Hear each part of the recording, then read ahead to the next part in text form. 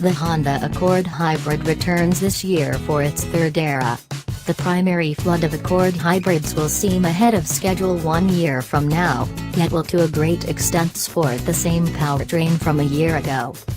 A 2.0-liter Atkinson cycle inline-4 that makes 143 horsepower is planted in the engine, while the batteries and power control unit have moved from the storage compartment to underneath the back seats. Honda's half-and-half framework is fairly unique in relation to the others. Its two-mode crossbreed framework utilizes the inside burning motor to control a generator that feeds the 181 horsepower electric engines, or grips the greater part of the above to control the wheels together, same as last. The arrangement or parallel crossover powerplant cooperated flawlessly in our drives of early models, in spite of the fact that we could hear a few beasts that Honda says they're working out. The net power yield from motor and electric engines is 212 horsepower, which is moderately pristine by the weight reserve funds from littler batteries.